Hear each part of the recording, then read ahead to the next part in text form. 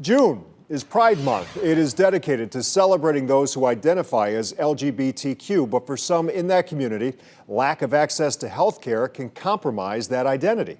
But now, University Hospitals has a new clinic for LGBTQ gender care services. News 5's Jesse Schultz joins us live. And Jesse, you found it's filling a much-needed gap. Yeah, leaders at the LGBTQ gender care clinic say whether it's as simple as finding a friendly physician or as complex as getting a gender affirmation surgery, they want to be a one-stop shop for it all. And for a patient I spoke to, it has truly been life-changing.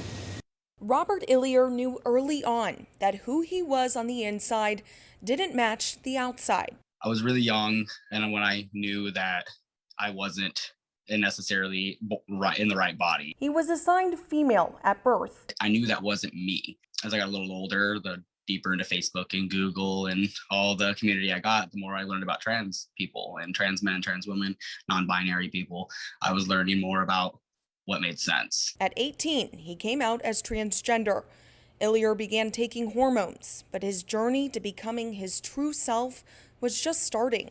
For years, searching for doctors who could perform the surgeries he needed. 22, 21 years old is when I finally found a team in an area that took me seriously. He found that team at University Hospitals. We are cognizant, we are very aware that the care that we provide for the LGBTQ population has been subpar with poor access and poor outcomes for a very long period of time. Dr. Shabam Gupta is the director of the Surgical Gender Affirmation Program.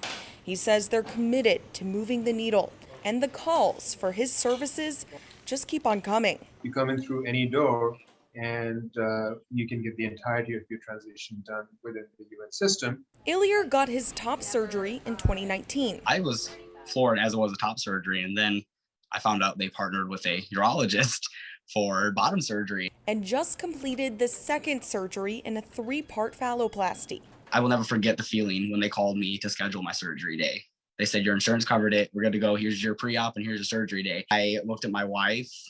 My jaw would not close. I started sobbing. And while there's still a long road ahead of him, filled with healing and more hormones, he says he finally feels at home in the skin he's in. But I would never change a thing to be able to look down on myself and be able to see everything the way that I saw myself. I can't even explain.